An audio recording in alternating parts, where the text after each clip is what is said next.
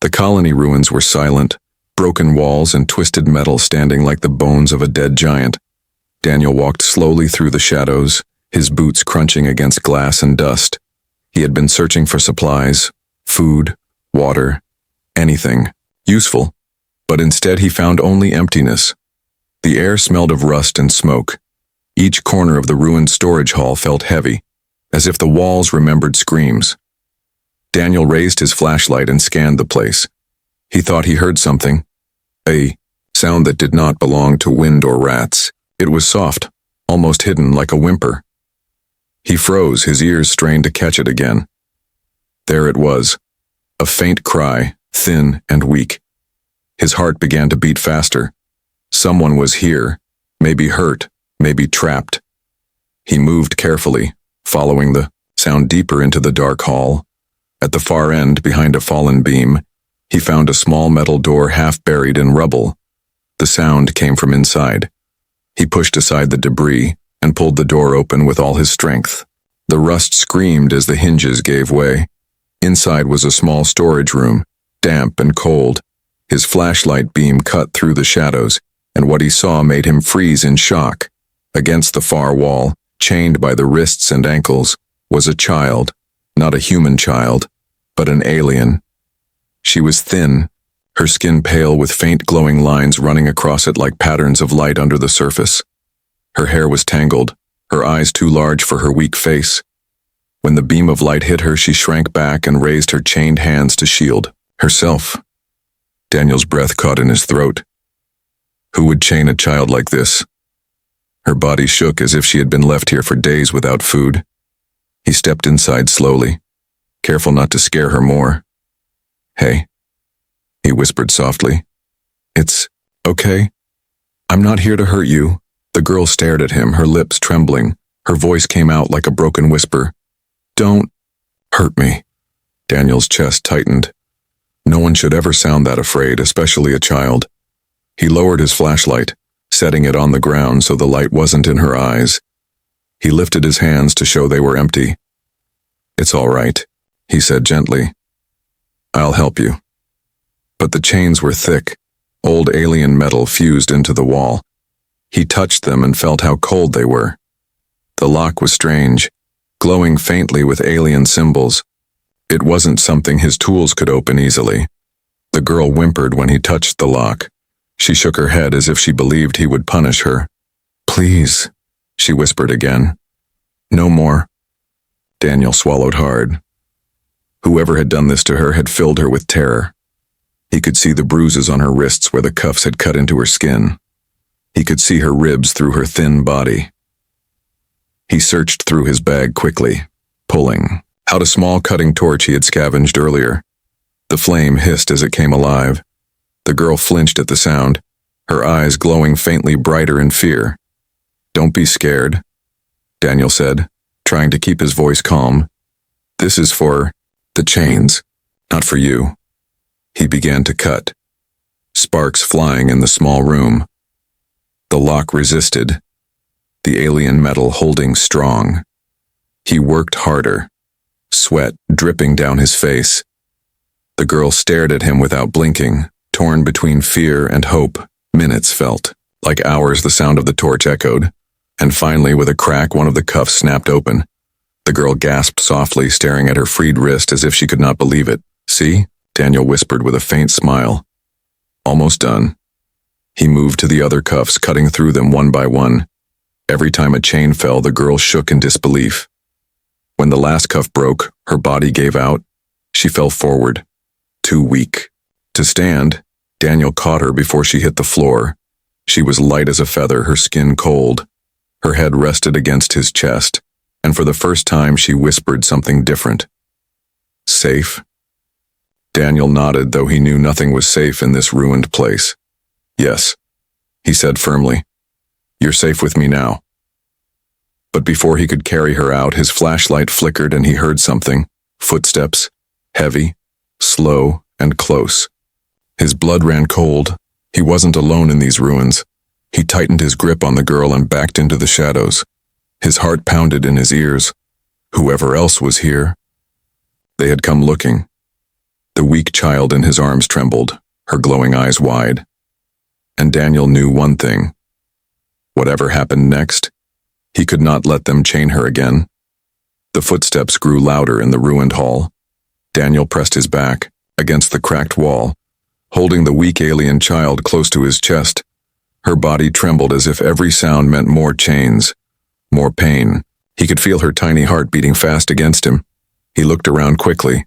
His flashlight was too bright. He turned it off and let the room fall into darkness. His eyes strained to adjust. The only light was the faint glow from the strange patterns on the child's skin. Her body shimmered softly like glowing veins under her surface. Daniel crouched low, whispering to her ear, "Stay quiet. They can't find us." But the girl's breathing was shallow and fast. He could feel her fear. He knew if she made even a small sound, they would both be discovered. Voices echoed in the hall outside, harsh and cruel. "The asset must be here. Check every room." Daniel's jaw tightened. Asset. They were talking about her as if she wasn't even alive. Not a child, not a person, just a thing to be owned. He felt anger burning inside him. The scavenger's boots scraped against metal. They carried lights that cut across the broken walls, searching. Daniel held the girl tighter. Her glowing marks pulsed brighter whenever she was afraid. He gently covered her with his jacket, hoping to hide the light. One of the men stopped near the door. Daniel's breath froze. The man kicked at the rubble, the sound echoing like thunder. Another voice called from the distance, "Leave it.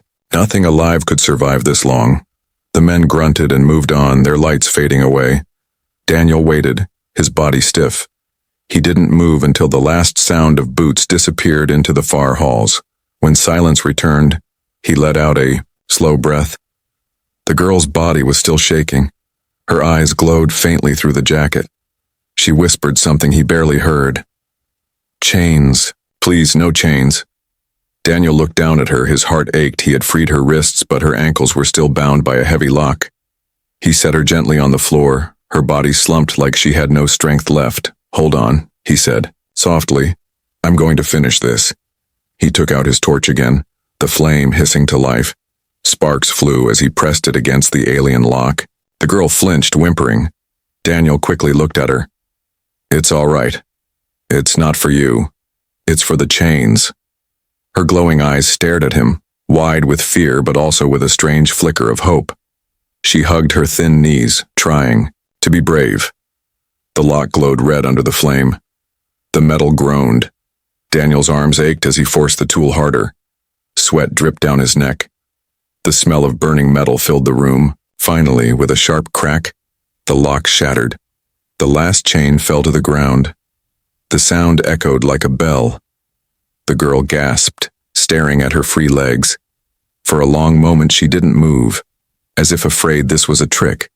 Daniel reached out. His hand, "Come on, you're free." Her lips trembled, she whispered, "Free," as if the word itself felt strange. She tried to stand, but her legs shook violently. She collapsed forward. Daniel caught her again. "You don't have to walk yet," he said gently. "I'll carry you." He lifted her small body into his arms. She clung to him weakly, her head resting against his shoulder. The glowing patterns on her skin dimmed a little as if she was calmer. He stepped carefully out of the storage room and into the hall, his ears sharp for any sound. The ruins were still, but danger could return at any moment. As he walked, the girl whispered, "Name, Leora." Her voice was barely there, but Daniel heard it. "Leora," he repeated softly. "That's your name?" She nodded against him, a tear sliding down her cheek. It was the first time anyone had spoken her name with kindness. Daniel carried her through the rubble, his mind racing. Who were these scavengers? Why had they chained a child like her? He didn't know, but he knew one thing. He could not let them find her again. Outside, the night air was cold. The ruined colony stretched out like a graveyard. Leora shivered in his arms. Daniel pulled, his jacket tighter around her, but then he heard it again. Voices far but coming closer. Lights flickered in the distance. The scavengers were not gone. They were still searching. Daniel's heart pounded. He looked around for a way out. His eyes fell on a collapsed maintenance tunnel leading under the ruins. It was narrow and dark, but it might be their only chance. He crouched and slipped into the tunnel with Leora held tightly. The air was damp. Dripping water echoed. He moved as quickly as he could. His shoulders brushed against the rough walls. Behind him, the sound of voices grew fainter. The tunnel twisted and turned until finally it opened into a small chamber. There was silence here, only the sound of their breathing. Daniel sat against the wall, holding Leora close. She was so light, so fragile. Her glowing marks pulsed slowly, now almost like a heartbeat. She looked up at him, her eyes shining in the dark. "Why? You help me?" she asked in a broken whisper. Daniel stared at her for a long moment. He thought of how he had found her, chained and forgotten, and how she had called herself nothing but an asset. His jaw tightened. "Because you're not a thing," he said, firmly.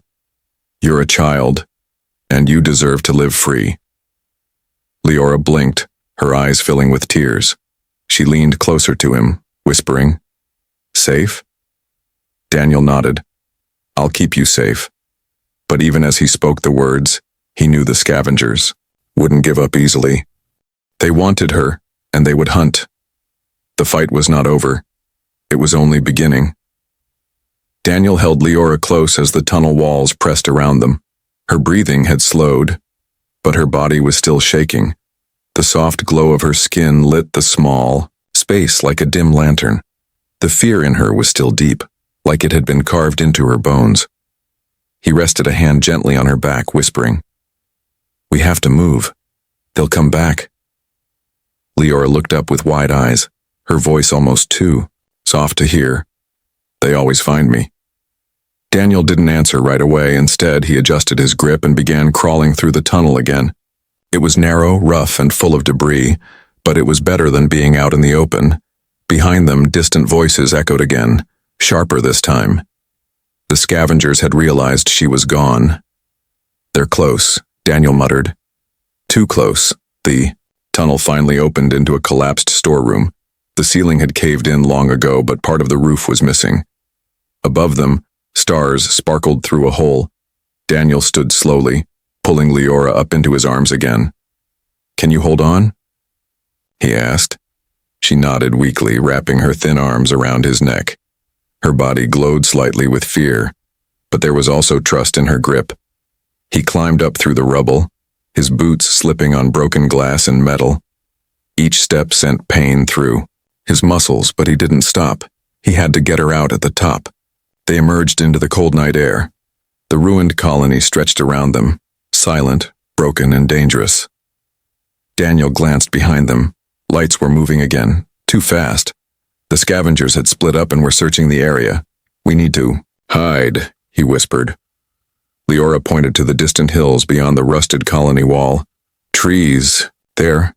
Daniel nodded. He broke into a run, dodging collapsed buildings and shattered pathways. His lungs burned, but he pushed forward. Every second counted. Behind them, a voice shouted, "There! I see something." A red light flashed past. Daniel's head, a plasma bolt, hit the ground nearby and exploded. He ducked low, shielding Leora with his body. Her hands clutched his shirt. He changed direction, sprinting behind an old transport truck. His boots slipped in the dust. Another bolt struck the truck, sending a shockwave that knocked him off balance. He hit the ground hard, but he didn't let go of her. Blood dripped from a cut on his forehead, but he rolled and kept running. They passed through a broken fence and finally reached the edge of the colony. Ahead was a narrow trail leading into the woods, twisted trees growing like silent watchers. Daniel dashed down the path, branches scratching his arms, roots tripping his feet. But the deeper they went, the darker it became. The glow from Leora's skin grew brighter in the forest shadows. Daniel gently pulled a scarf from his pack and wrapped it around her. "We can't let them see your light," he whispered. She nodded, trying to hide her glow. Her body trembled again, not just from fear but from exhaustion. They came to a small cave near a fallen tree. Daniel slipped inside, keeping low. The cave was damp and cold, but it would hide them for now. He set Leora down gently and checked her arms and legs. The marks from the chains were still fresh, dark, bruises and cuts. He pulled out a water bottle and gave her a small sip. Her lips were dry, but she drank carefully. Her glowing eyes looked up at him, confused. "Why, do you care?" Daniel stared at her for a moment. His voice came low.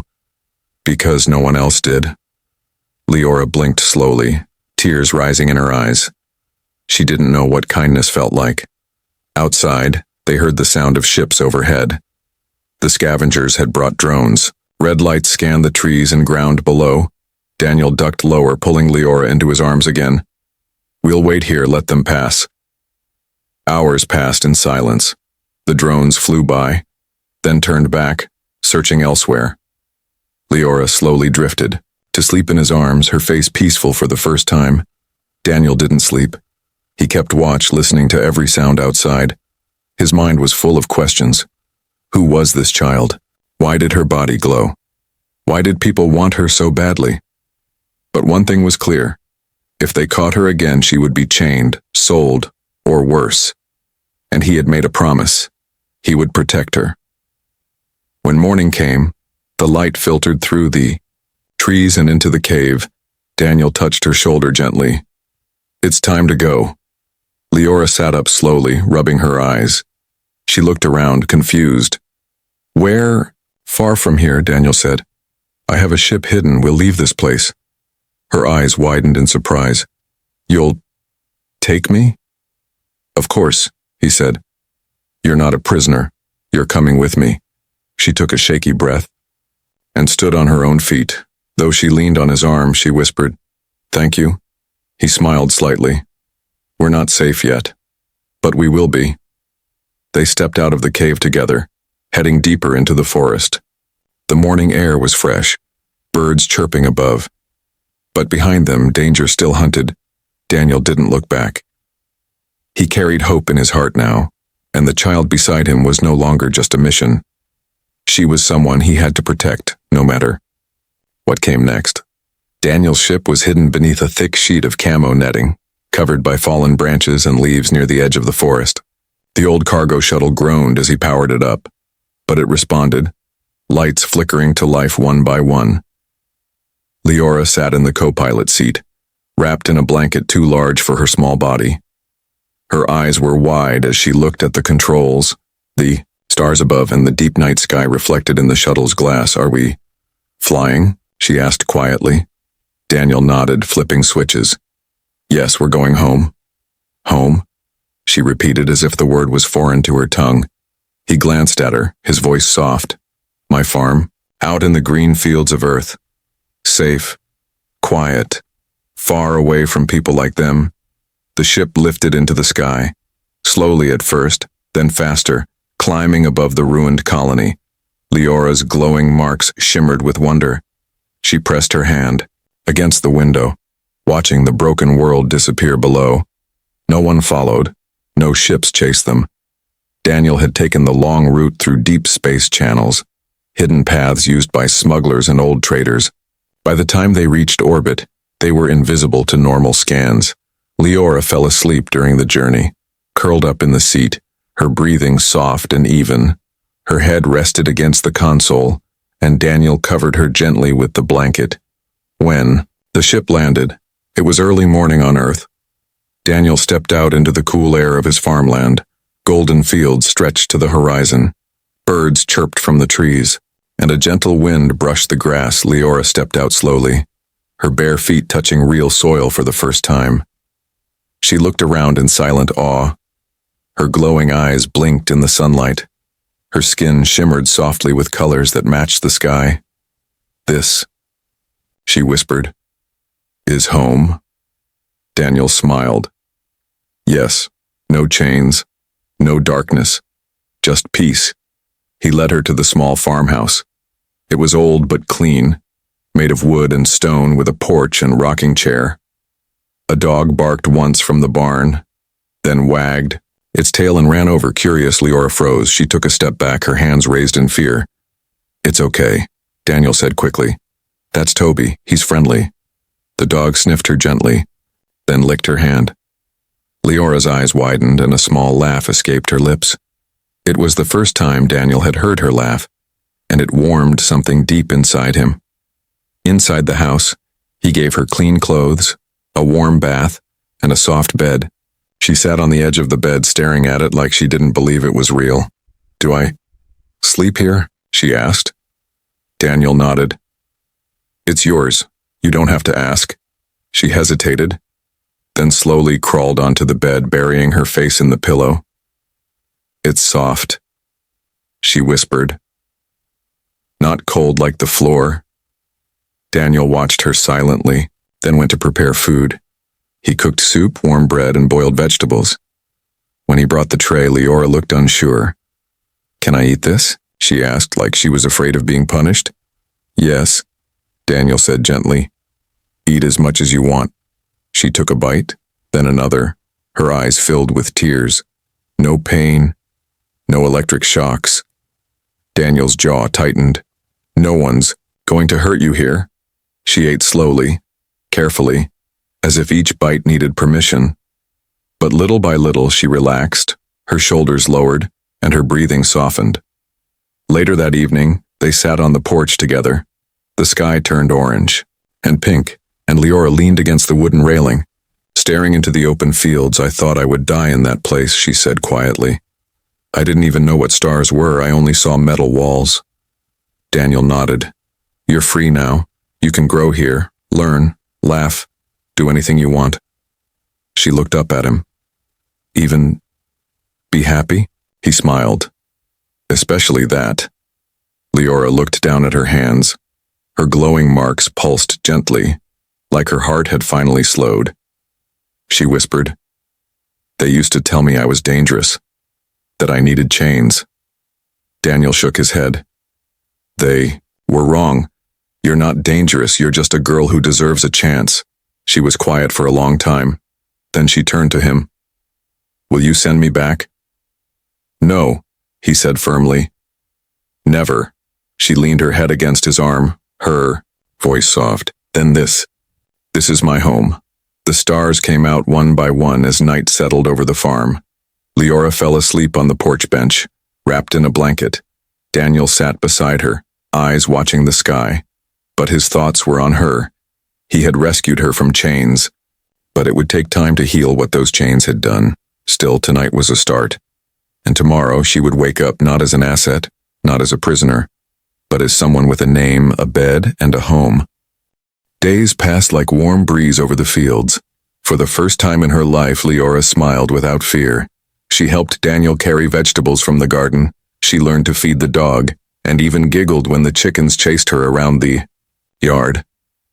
Daniel watched her grow stronger. Her glowing skin still shimmered, but now it changed colors when she laughed.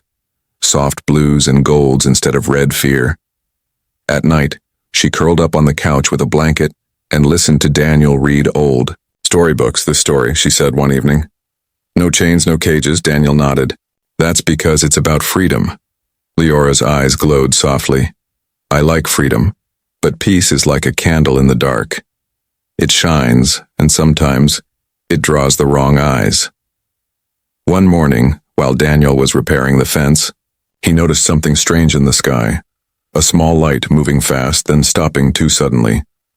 He narrowed his eyes. It wasn't a bird or a local transport. He grabbed his scope and climbed to the roof. Through the lens, he saw it. A sleek, black scout drone hovering near the tree line. His heart sank. "They found us," he whispered. Inside the house, Leora sat at the table, sketching stars on a piece of paper. She looked up as Daniel rushed in. "What's wrong?" He didn't lie. "A drone watching us from the forest." Her face turned pale and her markings began to glow faintly red. "They're coming," she whispered. "They always come." Daniel grabbed his old pulse rifle from the storage locker. It hadn't seen use in years, but it still worked. He checked the battery, then looked at her. "We'll protect this place," he said. "No one's taking you again." That night they hid in the basement while the drone circled above. Leora sat with her knees pulled to her chest, glowing. Softly in the dark, Daniel placed a hand on her shoulder. They can't just land here without warning, he said. This is Earth. There are laws. Leora shook her head. They don't follow laws, they buy people like tools, like broken parts. Daniel clenched his jaw. He had heard rumors, underground auctions for rare alien species, gifted children sold to private buyers, labs, and warlords. He hadn't believed it before, not until he found Leora in chains. The next day the drone was gone, but deep footprints in the forest told another story. Human-sized boots, heavy military pattern, not local. Daniel knew what it meant. The scavengers were here, and this time they had come prepared. He started, reinforcing the house. Metal shutters over windows, traps hidden near the fence. He taught Leora how to use a silent alarm and where to hide if anything happened. You don't leave this land, he said firmly. Not unless I'm with you. Leora nodded, but fear had returned to her eyes. Her sleep became restless, and sometimes she woke up screaming. One evening, as they sat on the porch, she said, "If I leave, they'll stop hunting you." Daniel looked at her sharply. "Don't ever say that." "But it's true," she whispered. "I bring danger.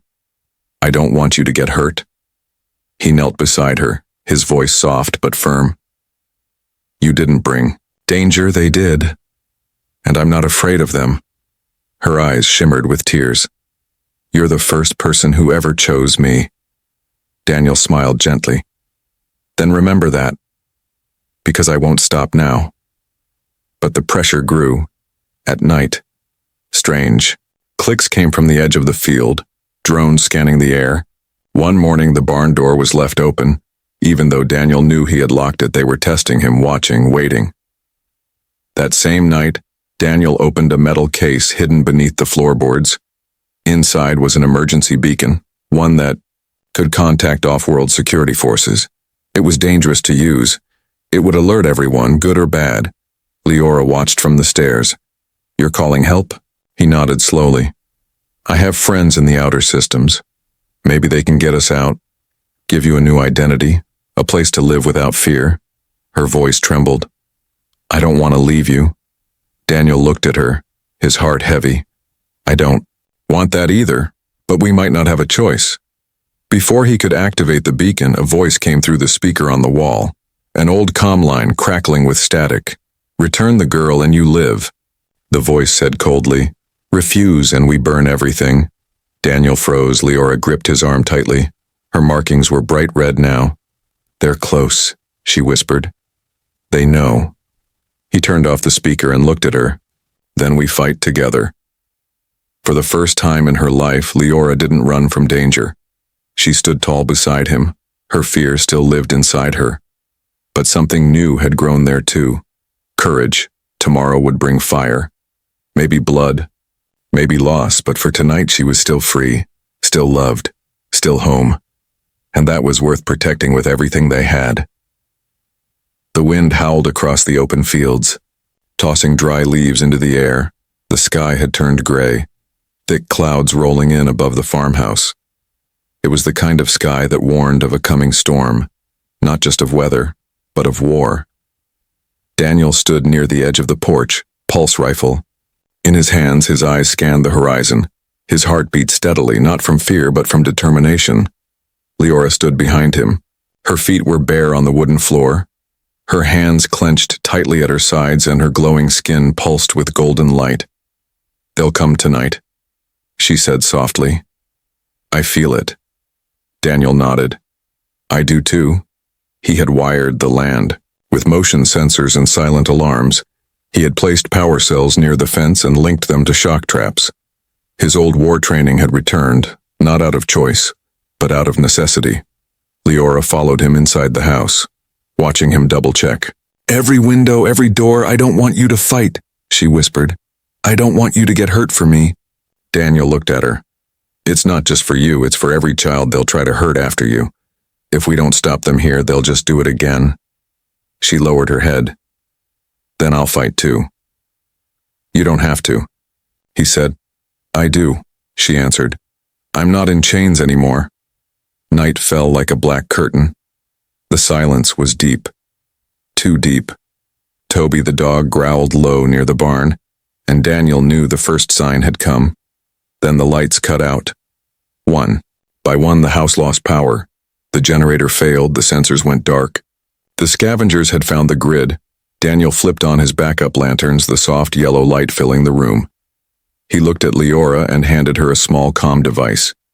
If anything happens, run to the hidden tunnel under the chicken coop. It'll lead you to the forest. She took the device but didn't move.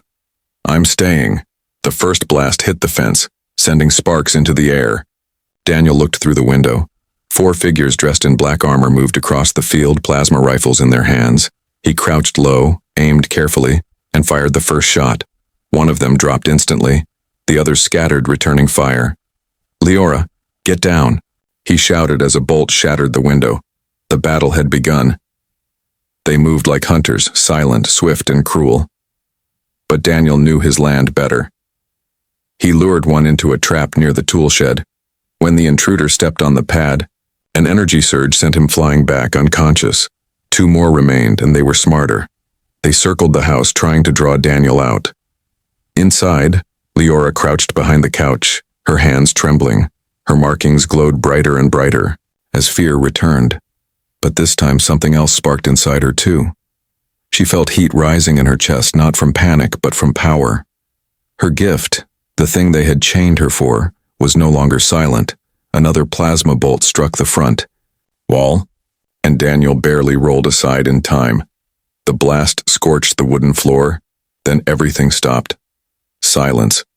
Daniel stood, confused, his rifle aimed at the broken doorway. And that's when Leora stepped out. Her eyes were glowing white, her body covered in swirling patterns of blue, gold, and violet. The light was alive, moving like waves across her skin. She walked past Daniel without fear, past the shattered glass into the night. The last scavenger raised his weapon and fired, but the bolt never reached her. The energy stopped mid-air, frozen in glowing threads of light, then vanished. Leora raised her hand slowly, and the ground around the attacker cracked. Light burst from her palm, not heat, not fire, but something ancient and pure. The scavenger screamed as the light wrapped around him, lifting him off the ground. His weapon fell from his hands, and when he hit the earth again, he didn't move. Silence returned, not from fear, but from awe. Daniel walked up behind her, his voice low. What did you do? She turned to him, her glow fading gently. I didn't destroy him, I just stopped him. My light can break, but it can also heal. He looked at her, amazed. They were scared of this. They were scared of what they couldn't control, she said. So they tried to chain it. Daniel nodded slowly. Not anymore. The wind blew through the broken field. The stars shone above. The storm had passed. They walked back to the house, both tired but standing strong. Inside, Toby wagged his tail, the fire still burning in the hearth. Leora sat down at the table. Her hands no longer shook. Her eyes no longer searched for chains. Daniel sat across from her, and for a long moment neither spoke. Then Leora smiled, not just with her lips, but with her whole being. I'm not afraid anymore, Daniel smiled back. And you never have to be again. The sun rose slowly over the farmland, turning the sky orange and gold. The air was cool but soft, filled with the sounds of birds waking up. Light fell gently on the broken earth where the battle had ended just hours ago. Daniel stood on the porch, his arm wrapped in a bandage. His eyes watched the field where the last scavenger had fallen. The scent of smoke still lingered, but the fire was gone, and so was the danger. Behind him, the screen door creaked open. Leora stepped out barefoot, wearing one of Daniel's old flannel shirts like a dress. Her glowing skin was calmer now, her colors soft and warm. She looked up at the sky, then back at him. They're gone, she whispered. Daniel nodded. For now, they won't be back. She stepped closer and leaned her head against his arm. Thank you. For everything. He looked down at her, smiling gently. You don't have to thank me. This is your home now. Leora closed her eyes and took a deep breath. For the first time in her life, the air didn't smell like metal or fear. It smelled like grass, wind, and safety. Later that morning, Daniel went out to repair the damage to the fence. Leora followed him, carrying a small basket of nails. She walked with confidence, her bare feet brushing over the earth.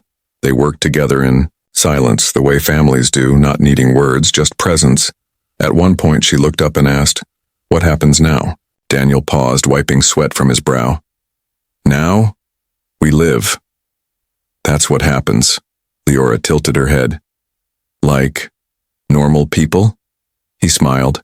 "Exactly like normal people. We plant, we grow, we fix, we laugh, maybe even build a treehouse." She laughed softly. "I've never had a treehouse." "Well, that sounds like a good goal," he said, tapping her shoulder. Days turned into weeks, and Leora changed with them. She smiled more often. She helped Daniel feed the animals, paint the walls, and even learned how to cook. She burned the first pancake, cried a little, then laughed so hard her markings sparkled pink. Daniel bought her books, soft shoes, and even a paint set. She began to draw again. Stars, trees, animals, even a picture of Daniel and the dog sitting under the moon. But one quiet evening, as the wind whispered through the fields, a small message arrived. The emergency beacon Daniel had activated before the attack had reached someone. It was a simple reply, just one line on the screen. "We're listening. Tell us her story." Daniel showed the message to Leora. She stared at it for a long time, then said, "I want them to know what happened, not just to me, but to others, like me." He nodded. "Then we'll tell them, together." They spent the next few days recording everything. Daniel told how he had found her, what the scavengers had done, and how she had glowed with light instead of hate. Leora spoke softly, but clearly. She talked about the chains, the darkness, the fear, and the moment she realized she was more than what they said she was. When they finished, they sent the message through the secure channel. Leora sat quietly afterward, watching the stars from the porch. "Do you think anyone will care?" she asked. Daniel sat beside her. "I think they already do." A week later, another message came, this time longer. It came from a coalition of human and alien rights protectors. They had shut down one of the illegal labs and freed several children. Because of Leora's story, others were saved. Tears filled her eyes when she read it, not from sadness, but from hope. "I never thought my voice could help someone else," she whispered. "You gave them something powerful," Daniel said. "Truth." That night, Daniel found her asleep on the couch, curled up under a blanket, a small smile on her face. He didn't wake her. Instead, he sat nearby, the fire crackling in the hearth. His eyes drifted to the window where stars danced above the fields. Leora was not just a rescued child now. She was part of something bigger, a spark that lit the darkness, a story that would travel across stars and help others who had once been silent. He thought of the first time he had seen her, chained, shaking, unable to speak without fear. Now she was laughing, painting, building a life, and she was his family. The past would never disappear completely. The scars would remain, the memories would sometimes return in the quiet of night. But dawn always came, and with it, new chances, new love, new freedom, and for a glowing alien girl once left to rot in chains, a home that would never turn her away.